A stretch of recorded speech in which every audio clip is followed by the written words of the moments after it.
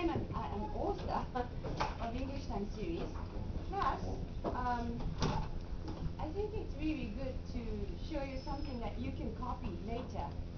So I'm introducing activities that I use with this book, English Time Level 3. And in English Time series, there's a component called Picture and Word Card Book. We didn't bring one today, but it's a very, very simple book. It's just black and white, and it's copyable, and all the word time vocabulary and phonics time vocabulary. All right, thank you. You can just copy. Very graceful, Grace.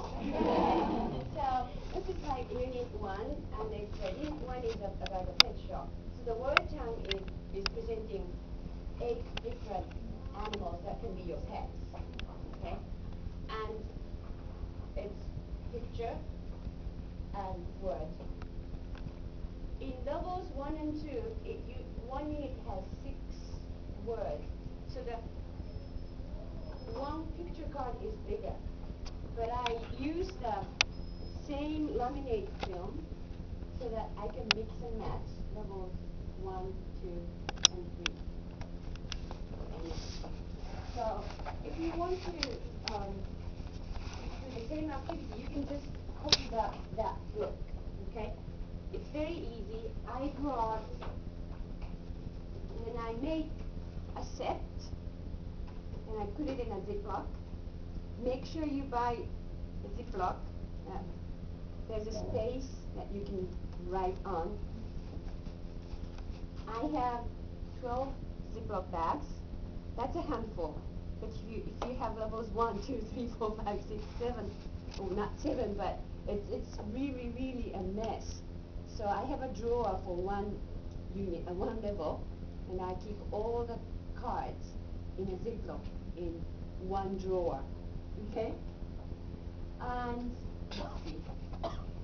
English Time 1. Are you following the handout? Everything is on your handout. Page 1, this one. Sorry, your handouts are not in colors.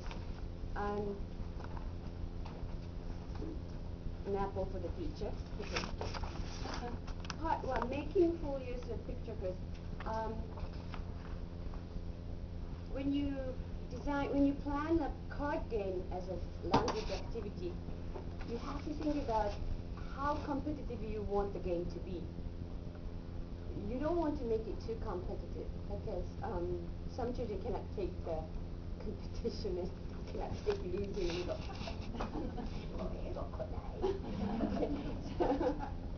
Plus, when the game is competitive, it is not giving everybody the same amount of practice. Okay. So you want to think about those games as language activities, and I always think of PIES. Oh, by the way, there's this illustration. It's not really a good joke, but because I said everything has to have a purpose, and this hand has a purpose. His purpose is cheating, right? He's hiding a card in his sleeve. Did you get that? Okay. All right. Let's go through the PIES very, very quickly. It's very easy to remember because it reads as PI. P stands for positive interdependence. When you put children in pairs, do not plan that a very strong child helps the weak one for you. That's not fair. Dependence has to be neutral, and dependence has to be positive. We'll see that later. And individual accountability. Every child, every student has to have the same responsibility. Okay? And equal participation. I think this is the most important thing. I always tell my students, my Kyoshoku students, teachers to be and my teachers that give everybody the equal amount of participation. And when we were playing that game, everybody was involved. And I think because, like I explained, when you win one pair, you usually keep going. But if you stop that, you can give everybody the same amount of practice, right? Okay. And simultaneous interaction. How many of you teach large classes? Not always. If you get to teach large classes from time to time, it's a very dynamic, different dynamic, isn't it? Actually, I like 30, 40 students in one class in Shogaku because it gives me, sometimes what works with small groups doesn't work at all with Shogaku classes. But wonderfully, sometimes it's really, really good to have all those children. And, but then you really want to think about everybody is involved at the same time, with simultaneous interaction. I make copies on a little bit thick paper, which is the paper I use is Kokuyo OA BB.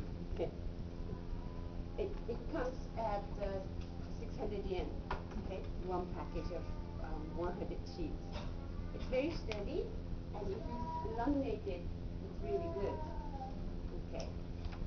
And page 2, I already said that you don't have to have dozens of activities.